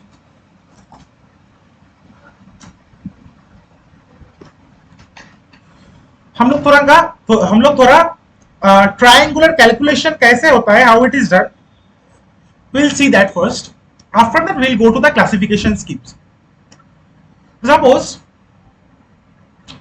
you guys, if you have read Igneous, you guys already know the triangles, right? This triangular sir classification. इसको और एक बार समझा देंगे। Sorry, सर वो जो इसको और एक बार समझा देंगे जो फेल्सपथॉइड जो लिखते हैं। फेल्सपथॉइड को ना, इस पार्ट को ना, यस सर। ये जस्ट मैंने इंफॉर्मेशन दिया है अभी के लिए, ठीक है ना। अभी लिख लो, ये थोड़ा आईयूजीएस क्लासिफिकेशन जब हम अंदर जाएंगे क्यूएपीएफ डायग्राम उसके अंदर मैं बोलूंगा ये फेल्सपथॉइड्स क्या होता है और क्यों ये अंडर सैचुरेटेड होता है और क्यों ये फेल्सिक होता है, ठीक है ना। ये अभी जस्ट इंफॉर्मेशन मैंने जस्ट एक बार ये जब पढ़ा है, इसीलिए basic, acidic, felsic, mafic etcetera, तो इसीलिए मैंने बोला। बस ये इंफॉर्मेशन अभी के लिए याद कर लो, फॉर नेक्स्ट 30 मिनट्स और नेक्स्ट 20 मिनट से याद रख लो, फिर जब क्यूएपीएफ डायग्राम में जाऊंगा फिर मैं समझाऊंगा। ओके, समझे? Yes sir. अच्छा, तो you guys have already seen this triangular type of diagrams. Sorry, this triangular type of diagrams you guys have already seen, but I think some of you know how to do the calculation and some of you don't. So if you guys don't know, so that's why I have to do it from the start. So I will do it from the start. So suppose एक triangle है यहाँ, एक triangle है यहाँ पे, ये triangle का इस जो वर्टिस है ये ए मिनरल को डिनोट करता है, ये वाला जो वर्टिसेस है ये बी मिनरल को डिनोट करता है, प्योर बी, ये important, pure B. Pure impure के को क्या है वो बाद में हम जाएंगे।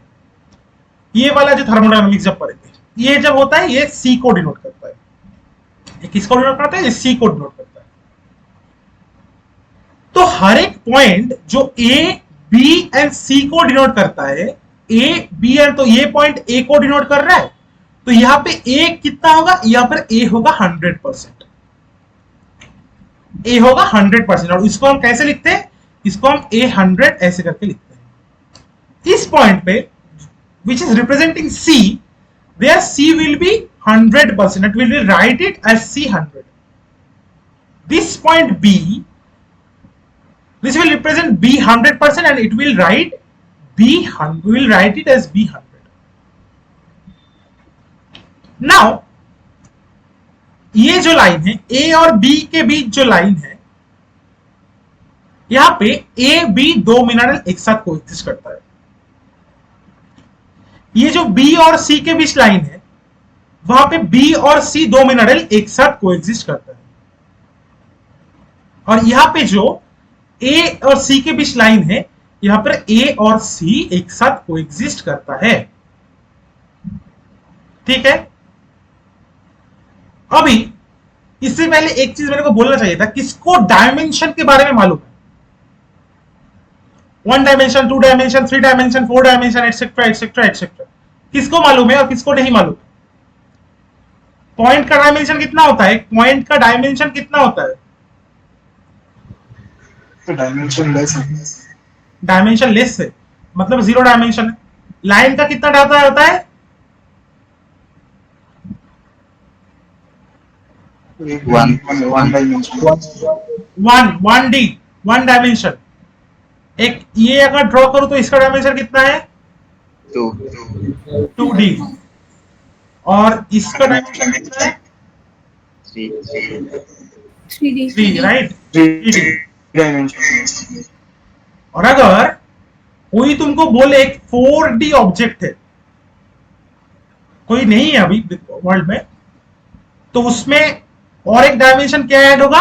ये तो 3 डायमेंशन हो गए, length, breadth, height. Length, breadth, height. अगर कोई बोले 4D, तो उसका डायमेंशन, एक्स्ट्रा डायमेंशन कौन सा होगा? Time. Time, exactly, time. Good. Now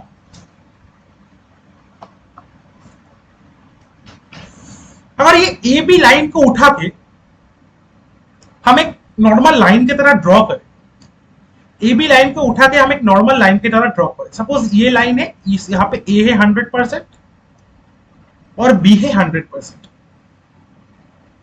जितना हम ए से बी के ओर मूव करेंगे उतना ए का कॉन्सेंट्रेशन क्या होगा? जितना हम डिक्रीज होता जाएगा, घटेगा। मतलब यहां पे ए है 100, थोड़ा सा मूव करेंगे यहां पे होगा 90, 80, 70, 60, 50, 40, 30, 20, 10, एंड यहां पे जहां पे बी 100 होगा वहां पे ए इक्वल टू 0। तो अगर इस पॉइंट का कंपोजिशन तुमको कोई पूछे तो तुम क्या जवाब दोगे? A50, B50। A50, B50। इस पॉइंट पे A80, B80। नैतिक बुझे पाচ্ছিস? इस पॉइंट पे क्या जवाब दोगे? A100 होगा, B0। A100 और B0 का लिखने का जरूरत नहीं, तो ये चीज तुम लोगों को आता है। अभी सिमिलरली B और C के बीच में भी सेम है। यहाँ पे B 100 होता है, यहाँ पे B होता है 90, यहाँ पे 80, यहाँ पे 70, यहाँ पे 60, यहाँ पे 50, यहाँ पे 40, यहाँ पे 30, यहाँ पे 20, यहाँ पे 10, यहाँ पे 0, मतलब C100। सिमिलरली यहाँ पे भी सेम, सिमिलरली इस साइड में भी सेम। अभी तुमको कोई पूछे कि इस पॉइंट का कंपोजिशन क्या है,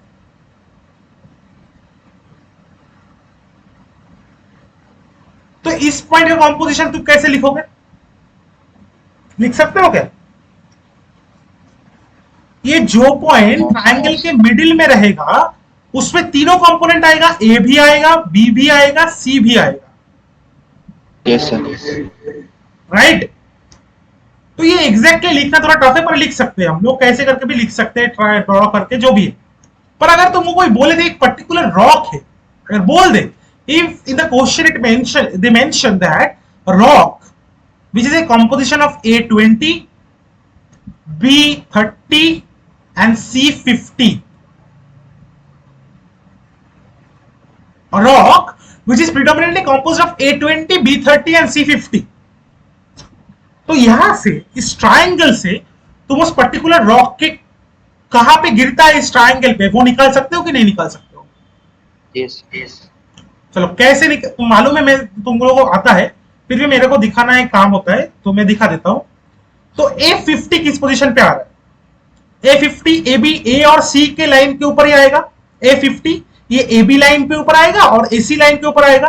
तो इस यहां पर 100 था, यहां पर 90, 80, 70, 60, यहाँ पे सपोज चलो 50, तो सिमिलरली ए बी लाइन के ऊपर भी A50 एक जगह पे आएगा, तो पहले उसको हम ड्रॉ करेंगे। फिर B30 कौन कौन सी लाइन पे आएगा? BC लाइन के ऊपर आएगा और AB लाइन के ऊपर आएगा, राइट? यस यस तो यहाँ पे इस लाइन के ऊपर ऑलरेडी हम लोग ड्रॉ कर चुके हैं B30 यहाँ पे, और सपोज B30 यहां पर भी आ रहा है, तो इसको हम ड्रॉ करेंगे।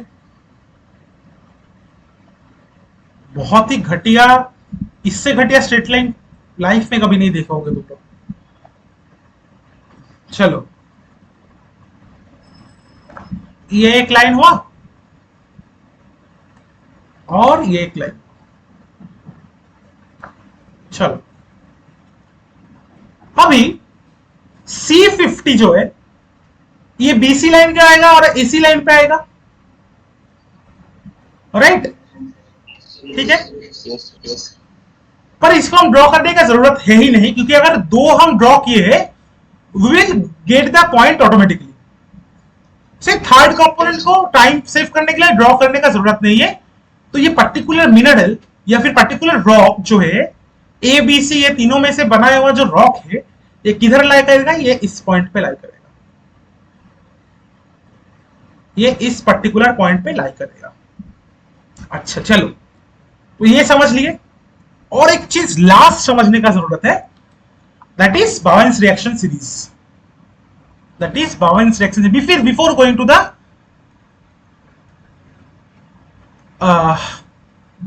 Classification part, Bowen's reaction series.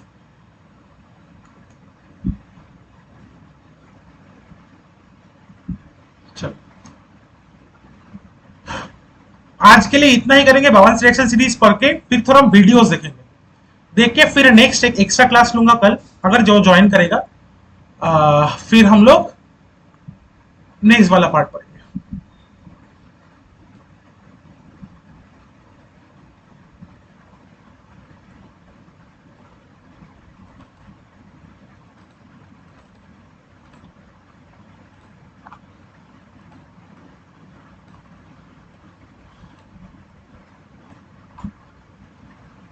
तो बावेन्स रिएक्शन सीरीज क्या बोलता है? बावेन्स रिएक्शन सीरीज क्या बोलता है? With decreasing temperature, what will be the order of the crystallization? किस ऑर्डर में क्रिस्टलाइजेशन स्टार्ट होगा? कि टेम्परेचर जब हम घटा रहा है तो किस ऑर्डर में क्रिस्टलाइजेशन स्टार्ट होगा? ये तो डिनोट करता है, सबको मालूम है 100%, राइट? नोइतिक, अगर तेरे को मालूम नहीं है तो मैं बोलता हूं, बावेन्स रिएक्शन सीरीज क्या बोल रहा है? If temperature is decreasing,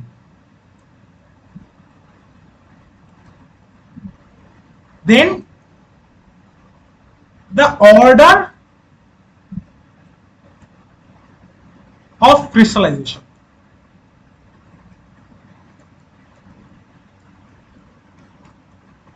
the order of crystallization, अगर टेम्परेचर गिर रहा है किस ऑर्डर में क्रिस्टलाइजेशन होना स्टार्ट होगा?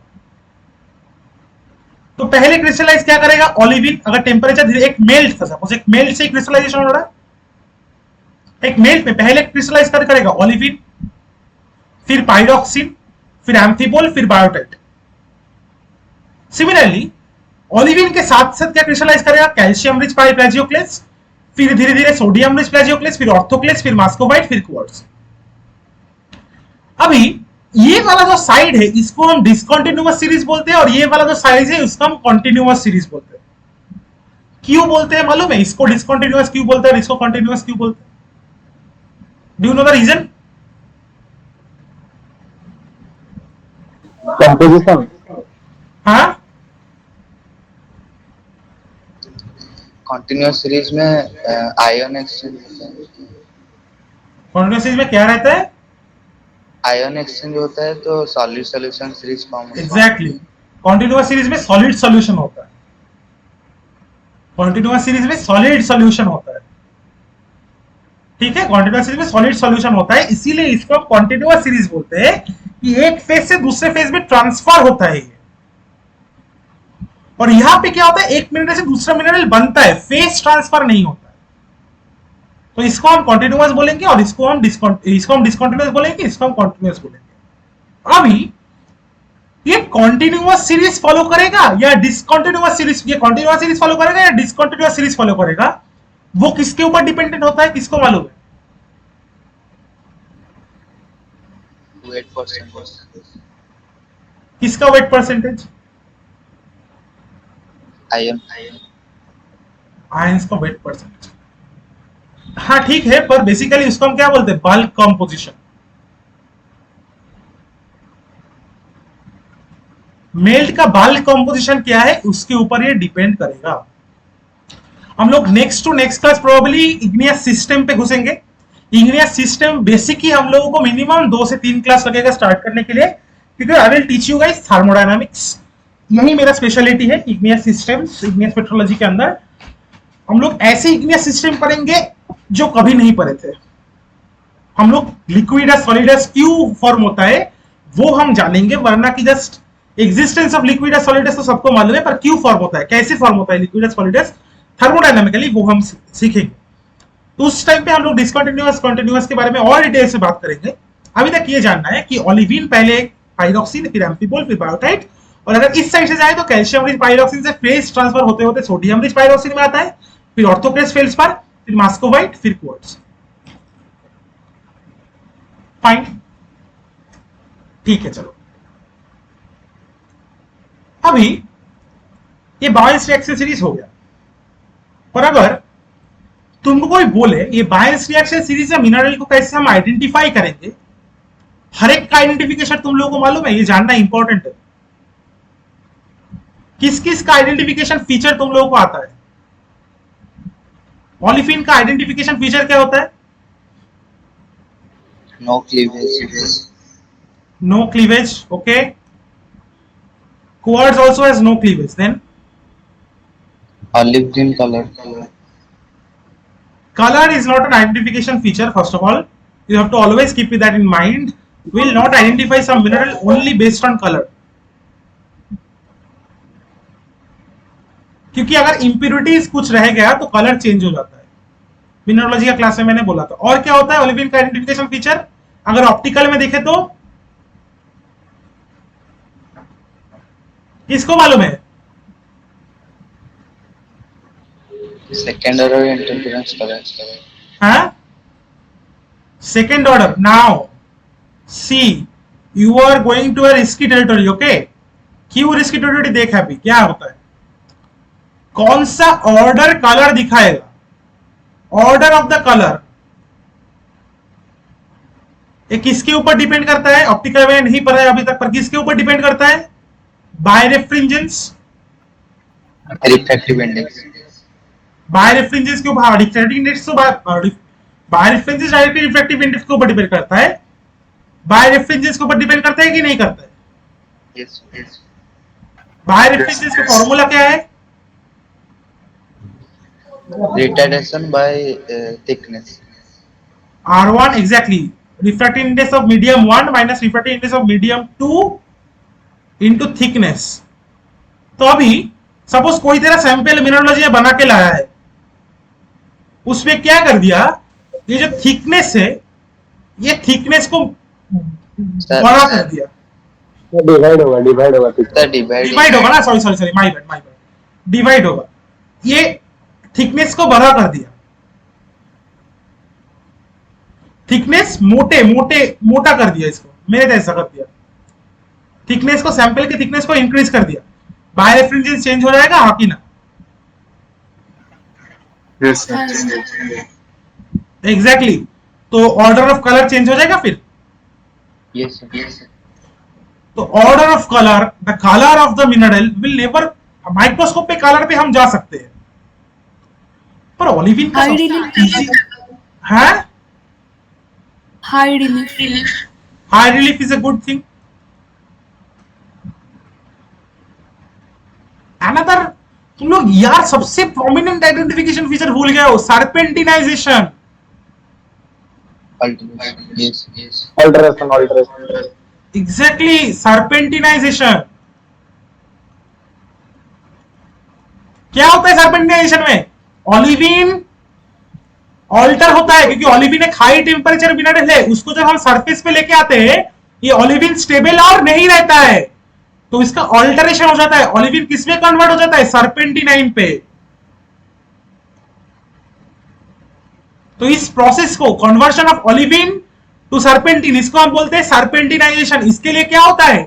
एक नेट स्ट्रक्चर दिखाई देता है, नेट स्ट्रक्चर, ऐसे ऐसे ऐसे ऐसे ऐसे ऐसे। चलो वीडियो देखते हैं अभी। कहा गया? ये क्या हो गया?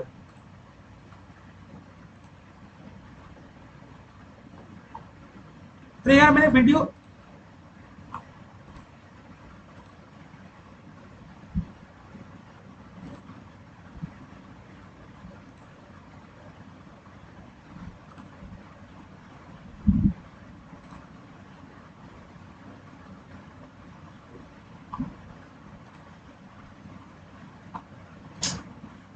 अरे यार, मैंने रेडी करके रखा था तुम लोगों के लिए सब वीडियो, अभी मेरे को फिर से एक एक करके दिखाना पड़ेगा। चलो कोई ना, फिर से करते हैं।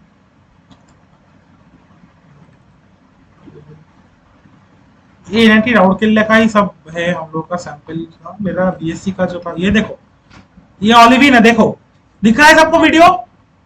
Yes sir. वीडियो दिख रहा है सबको? ये देखो क्या बोला मैंने, देखो ओलिविन ऑल्टर्ड हो रहा है, सर्पेंटिन में कन्वर्ट, हाई रिलीफ है, एकदम परफेक्ट, जीरो क्लीवेज, ओरिजिन में कोई क्लीवेज नहीं है।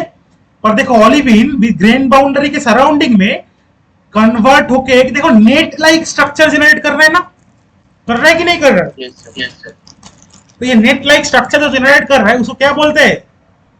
किस प्रोसीड्यूर की वजह से जनरेट कर रहा है? इसको बोलते हैं सर्पेंटिनाइजेशन प्रोसेस के लिए जनरेट कर रहा है। Olivine is altering to serpentine. ध्यान से देखो,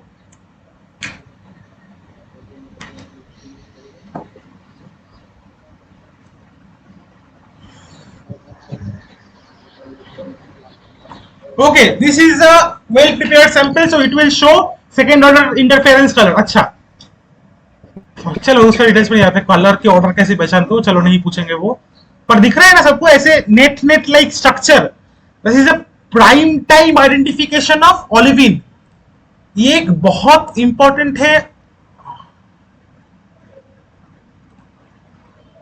ओलिविन को आइडेंटिफाई करने के लिए। ओलिविन को आइडेंटिफाई करने के लिए ये एक बहुत इंपॉर्टेंट फिनोमेना है। दिख रहा है सबको? तो अगर तुमको कोई पूछे how to identify olivine, your first answer should be serpentinization, right? Pyroxene को कैसे आइडेंटिफाई करते हैं? नोइतिक, एक सेकंड, नोइतिक Yes sir. Sir Nawada mineralogy का प्रैक्टिकल हुआ है तुम लोगों का? হ্যাঁ স্যার না হ্যাঁ দাদা कोई से तो एगुलो पढ़ेছিস? কেউ तुम लोगों ने? কয়েকটা করেছি ओके ओके फाइन, ठीक है, हम लोग बोल देते हैं। चलो देखेंगे, आप वीडियोस देखेंगे। पाइरोक्सिन का आइडेंटिफिकेशन फीचर क्या होता है?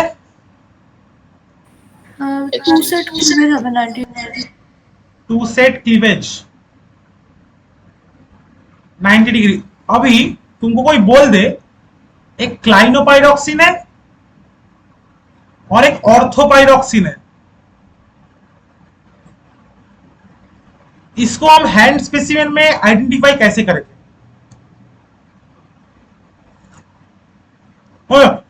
सॉरी, इसको माइक्रोस्कोप पे आइडेंटिफाई कैसे करेंगे? What will be your answer? Inclined extension देखा था। Exactly, perfect, exactly, you guys are absolutely right. Extension कौन सा, क्या एक्सटेंशन दिखाता है? ऑर्थोपाइरोक्सिन कैसे एक्सटेंशन दिखाता है? इंक्लाइंड, एक Parallel स्ट्रेट, स्ट्रेट और पैरेलल एक्सटेंशन, एग्जैक्टली, ना ठीक। और क्लाइनोपाइरोक्सिन कैसा एक्सटेंशन दिखाता है? इंक्लाइंड। इंक्लाइंड। पर एक चीज बताओ यार, ये क्लाइनोपाइरोक्सिन का नाम क्लाइनो क्यों हुआ और ऑर्थोपाइरोक्सिन का नाम ऑर्थो क्यों हुआ?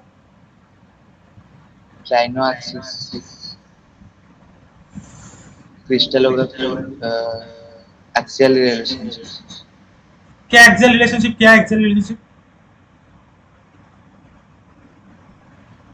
मोनोक्लिनिक का एक हाँ exactly, clinopyroxene, exactly, you are absolutely right. Clinopyroxene crystallizes in monoclinic system, and orthopyroxene crystallizes in orthorhombic system.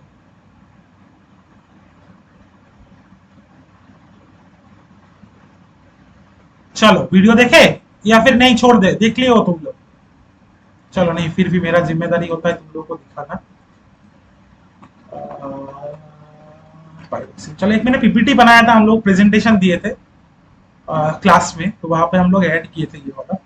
देखो ये तुम्हारा ऑर्थोपायरोक्सिन, ठीक है ना, ये हम लोग का ऑर्थोपायरोक्सिन। तो पहली बात तो है पायरोक्सिन, देखो ऑलमोस्ट 90 एग्जैक्टली 90 डिग्री में नहीं होता है, 89 और समथिंग में होता है। ये देखो एक क्लीवेज यहाँ पे, एक क्लीवेज यहाँ पे, ऑलमोस्ट 90 डिग्री में क्लीवेज दिखा रहा है। एक हो गया आइडेंटिफिकेशन फीचर वो। दूसरा आइडेंटिफिकेशन फीचर हो गया तुम्हारा हाई रिलीफ दिखाता है, ठीक है। अभी इसको अगर हम प्ले करेंगे, देखो ऑर्थोपायरोक्सिन का तूने जो बोला, ऑर्थोपायरोक्सिन देखो क्या होता है, कैसे एक्सटेंशन कैसे देखते हैं, किसको मालूम है? नहीं, एक्सटेंशन कैसे देखते हैं? क्लीवेज और पैरेलल को। एग्जैक्टली, पहले हम लोगों को क्या करना होता है, अगर क्लीवेज प्रेजेंट है किसी भी मिनरल पे, ये जो पोलराइजर और एनालाइजर होता है, किसी एक के पैरेलल वो क्लीवेज हम लोगों को लेके जाना है। इस मिनरल में प्रेजेंट जो क्लीवेज है, किसी एक के पैरेलल हम लोगों को वो क्लीवेज लेके जाना है। फिर हम लोगों को एक्सेसरी प्लेट इंसर्ट करना है। इंसर्ट करके देखना है वो एक्सटेंशन दिखा रहा है कि नहीं दिखा रहा है। अगर दिखा रहा है तो वो स्ट्रेट एक्सटेंशन, और नहीं दिखा रहा है तो थोड़ा सा घूम के, थोड़ा सा रोटेट करके माइक्रोस्कोप के स्टेज को, अगर उसको फिर एक्सटेंशन दिखा रहा है, फिर इंक्लाइन एक्सटेंशन। अभी वो अगर कोई इंक्लाइंड एक्सटेंशन दिखा रहा है तो वो एंगल, जितना एंगल हम लोगों को रोटेट करना पड़ा माइक्रोस्कोपिक स्टेज को, उसको हम मेजर करना होता है, वो होता है एक्सटेंशन एंगल। पहली बात तो वो है। अभी देखो इसको हम पैरेलल कर दिया माइक्रोस्कोपिक स्टेज के साथ, अभी हम लोग एक्सेसरी प्लेट इंसर्ट कर दिया। देखो एग्जैक्टली एक्सटेंड हो रहा है, एग्जैक्टली एक्सटेंड हो रहा है। समझ आ रहा है कि नहीं आ रहा?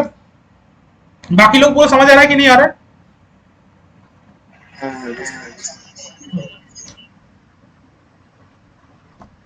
Yes sir. तो क्लाइनोपायरोक्सिन में भी चलो देख लेते हैं।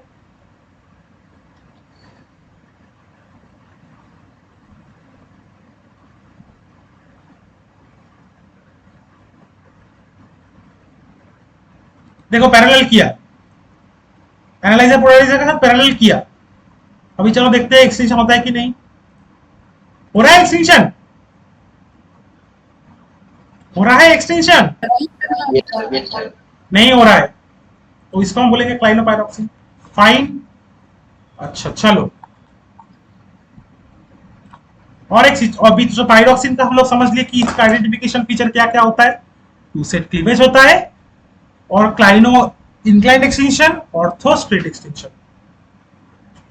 और क्लाइनोपायरोक्सिन हमेशा मोनोक्लिनिक ग्रुप पे क्रिस्टलाइज करेगा, ऑर्थोपायरोक्सिन ऑर्थोरोम्बिक सिस्टम में क्रिस्टलाइज करेगा।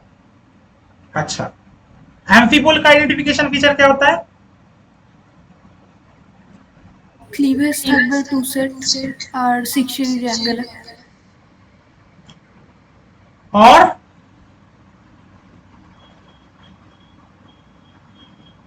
और क्या क्या होता है?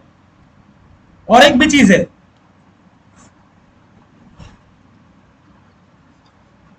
स्लाइटली प्लियोक्रोइक यार, नॉट स्लाइटली प्लियोक्रोइक यार। प्लियोक्रोइज्म का मतलब क्या है? नैतिक जानिश? changes of color due to adjustment। নৈতিক क्या? হ্যাঁ মানে ওই কালার শো করে, মানে বিভিন্ন রকমের যখন ওই ঘোরানো हाँ एग्जैक्टली। तो प्लियोक्रोइज्म का मतलब हैप्पी? Yes sir. क्या है मतलब प्लियोक्रोइज्म का? फिर से बोल तू।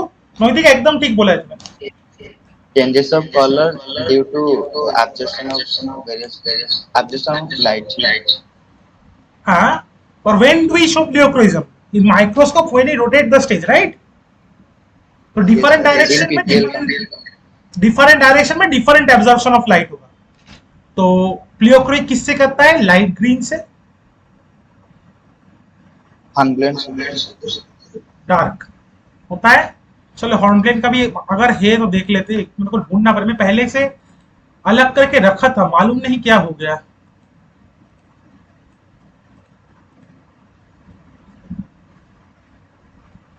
तो इमेज है, चलो अच्छा हॉर्न एम्फीबोल यहाँ पे है, एम्फीबोल नहीं बेसिकली हॉर्नब्लेड।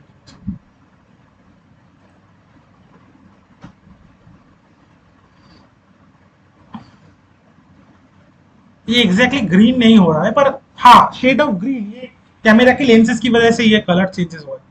ये साला प्लियोक्रोइज्म दिखा है नहीं। हट, ऑन किया था वीडियो। हाँ ये देखो ये देखो, हाँ दिखा ठीक से, ये देखो देखो देखो देखो देखो, दिख रहा है सबको प्लियोक्रोइज्म। Yes sir.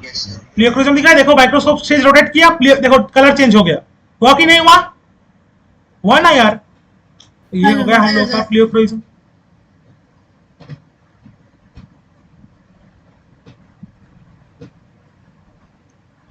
और देखो क्लीवेज भी ऑलमोस्ट 60 डिग्री 120 डिग्री पे है। इस जगह पे देखो, मेरा कर्सर दिख रहा है सबको? हाँ इस जगह पे दिख रहा है 60 डिग्री 120 डिग्री। ये देखो 120 ऑलमोस्ट बना है। अच्छा, ये हो गया हम लोगों का हॉर्नब्लेड। अभी बायोटाइट का लीडिंग आइडेंटिफिकेशन फीचर क्या है?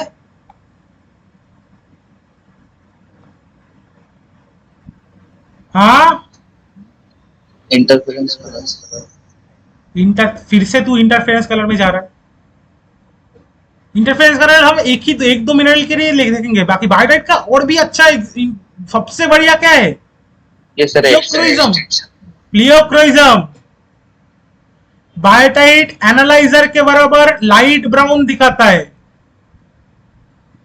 और पोलराइजर के बराबर डार्क ब्राउन दिखाता है। तो दैट इज और एक हाँ सिंगल सर, सेट क्लीवेज। हाँ ठीक। क्या क्या क्या क्या बोल रहा है, हैप्पी बोल। सर और एक बार साइज एक्सटेंशन। बारजा एक्सटेंशन राइट, बट बारजा एक्सटेंशन इज वेरी, हाँ दिखाता है, पर हर सैंपल में तेरे को नहीं दिखेगा बारजा एक्सटेंशन। और बारजा एक्सटेंशन बायोटाइट का था, मैं भूल गया एक्चुअली। एक्सटेंशन मैंने भूल गया एग्जैक्टली क्या था, पर हाँ अगर बारजा एक्सटेंशन दिखाता है, पर हर एक सैंपल में तेरे को नहीं दिखेगा बारजा एक्सटेंशन, इतना तो मैं गारंटी करके। पर बायोटाइट का मेन आइडेंटिफिकेशन फीचर क्या होता है कि प्लियोक्रोइज्म। तो हम लोग क्या करते थे मालूम है? हम लोगों का जो कॉलेज था जहाँ पे सीट पड़ता था, वहां पे ना माइक्रोस्कोप का बहुत प्रॉब्लम होता था। मतलब जब बीएससी का कॉलेज था मेरा कलकत्ता यूनिवर्सिटी में, तो दूसरे जगह में हम लोगों को सीट पड़ता था प्रैक्टिकल एग्जाम देने के लिए दूसरे कॉलेज पे। तो वहां पे माइक्रोस्कोप पे बहुत प्रॉब्लम होता था, एनालाइजर पोलराइजर ठीक ठाक ओरिएंटेड नहीं था। तो इसीलिए क्या करते हम लोगों को टीचर ने क्या सिखा दिया था कि हमेशा क्या करना, एक बायोटाइट का सैंपल मांग लेना उन लोगों से। बायोटाइट का सैंपल मांग मांग के उन लोगों को क्या बोलो कि हम लोग क्या देखना है, हम लोगों को एनालाइजर और पोलराइजर का डायरेक्शन दिखाता है। लाइट ग्रीन दिखा दिया तो एनालाइजर डार्क ग्रीन दिखा, डार्क लाइट ब्राउन दिखा दिया तो एनालाइजर डार्क ब्राउन दिखा दिया तो पोलराइजर। तो ऐसे करके हम लोग हमेशा वो चेक करते थे कि माइक्रोस्कोप सही है कि नहीं है। अगर नहीं होता है तो गलत रिजल्ट आ जाता है ना, क्योंकि एक्सटेंशन एंगल ये सब वगैरह में प्रॉब्लम, एक्सटेंशन एंगल में प्रॉब्लम होता है और कुछ प्रॉब्लम होता है जो भी है। ये तो तुम्हारा हैंड स्पेसिमेन है, यही देखेंगे, ये पूरा ही हैंड स्पेसिमेन है। और जियोलॉजी का भी प्रैक्टिकल वीडियोस हम देखेंगे।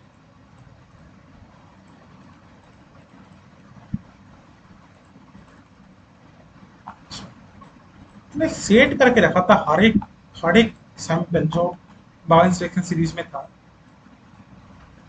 तो क्या है,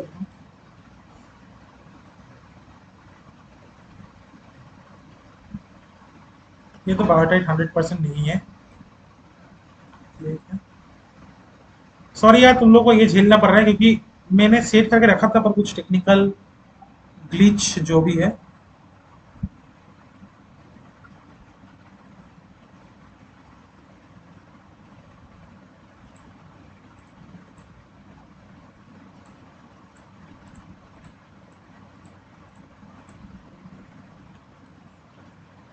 ये भी शायद यहाँ ये पायरक्स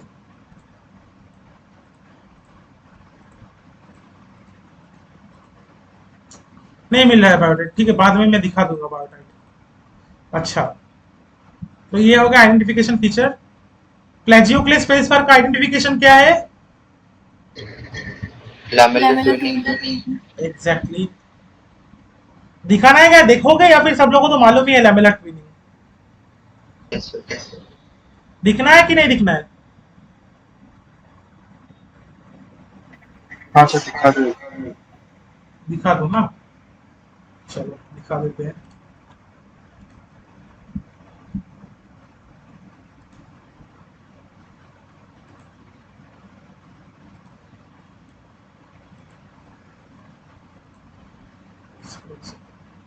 ये भी नहीं है, तो ये नहीं श्योर है तो मैं देख रहा हूँ। यार मैंने सेट करके रखा था बे।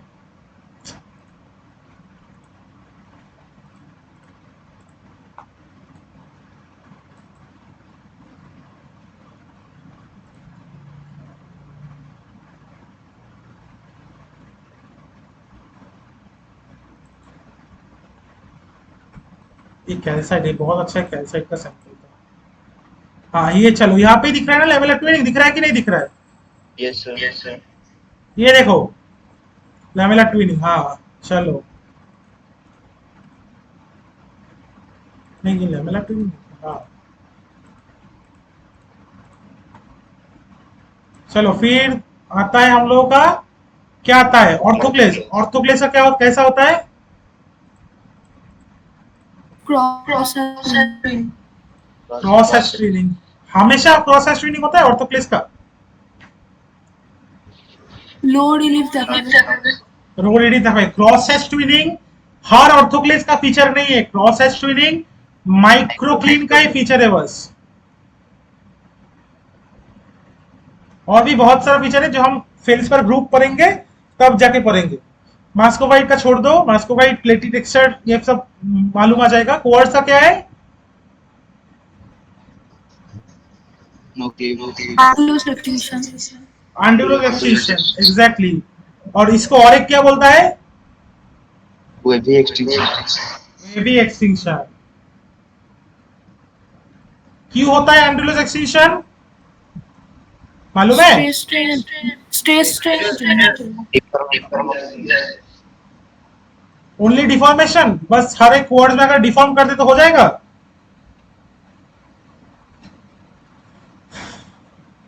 और एक भी होता है आंडुलस और वेवी एक्सटिंक्शन, और सबसे इंपॉर्टेंट है लो रिलीफ तक इंपॉर्टेंट है। और एक क्या है? Mosaic texture. क्या होता है देखो, सपोज ये एक क्वार्ट्ज ग्रेन है, ठीक है ना? तो अनइक्वल स्ट्रेन कंडीशन में होता है, एक साइड में ज्यादा स्ट्रेन हो गया, एक साइड में लो स्ट्रेन हो गया, तो उसका जो एक्सियल पैटर्न है वो शिफ्ट घूम जाता है डिफरेंट डायरेक्शन में। तो इसीलिए माइक्रोस्कोप स्टेज जब देखेंगे ये साइड ब्लैक दिखेगा, ये साइड कलरफुल व्हाइट जो भी है दिखेगा। समझे? सब पेट से बोलिए। देखो अनइक्वल स्ट्रेन कंडीशन की वजह से होता है। सपोज ये क्वार्ट्ज का ग्रेन है, ये क्वार्ट्ज का ग्रेन है, तो यहां पर क्वार्ट्ज ग्रेन के इस साइड जो है, इस साइड में ज्यादा स्ट्रेस या स्ट्रेन गिरा है, ज्यादा स्ट्रेस गिरा है। तो इसका जो है, इसका जो एक्सियल एक्सिस जो है, इसका थोड़ा रोटेशन हो जाएगा। रोटेशन होने के लिए ये साइड जो है इसमें एक्सटेंशन दिखाएगा एक टाइम पे, और ये साइड जो है इसमें एक्सटेंशन दिखाएगा दूसरे टाइम पे। यस एक ही ग्रेन के अंदर हो रहा है, एक ही ग्रेन के अंदर हो रहा है। तो इसको हम, इसके वजह से हम लोग का अंड्यूलोज और बेबी एक्सटेंशन होता है। समझे या नहीं समझे? Yes sir. चलो, Yes, sir. मोजाइक मोजाइक का एक वीडियो था हम लोग के पास, तो मोजाइक का वीडियो कहा गया भगवान जाने। इसमें ही था शायद।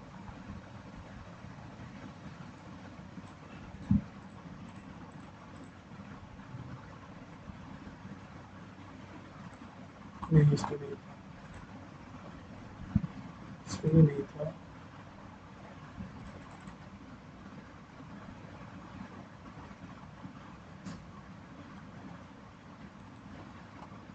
हम लोग साथ साथ में जब क्लासिफिकेशन करेंगे उसके साथ साथ हम लोग ये प्रैक्टिकल भी देखेंगे। मेरा इग्नियस रॉक्स का भी है, मेटामॉर्फिक रॉक्स का भी है, तो हम लोगों को अंडरस्टैंडिंग बेटर होगा, क्योंकि क्लासिफिकेशन, सिर्फ क्लासिफिकेशन थोड़ा बोरिंग हो जाता है। ये देखो, यहाँ पे देखो मोजाइक टेक्सचर दिखेगा कोर्स का। यहाँ पे कुछ नहीं था, लो रिलीफ, थोड़ा बहुत ग्रेन कुछ भी दिखाई दे रहा है। इसको अब हम एक्सपीएल में जाएंगे, दिख रहा है सबको? मोजाइक मोजाइक मोजाइक समझते हो? यस यस सब लोग समझते हो? मतलब एक ग्रेन ऐसे ऐसे करके, ऐसे ऐसे करके एकदम पैटर्न, बहुत अच्छे से पैटर्न दिखाएगा, डिजाइन टाइप दिखाएगा, उसको हम बोलते हैं मोजाइक स्ट्रक्चर टेक्सचर। तो हर एक कैसे आइडेंटिफाई करता है हम लोग, ये जानना बहुत इंपॉर्टेंट है, इसलिए तुम लोगों को थोड़ा मैंने वक्त दिया। लंबा क्लास हो रहा है क्या? बहुत लंबा हो रहा है? नहीं, लंबा नहीं। और करोगे क्या क्लास? स्टार्ट करें इग्नियस क्लासिफिकेशन या फिर छोड़ दे आज के लिए? प्रेरणा? हाँ दादा, आज का छेड़ दो। ओके, आज छोड़ देते हैं फिर। चलो।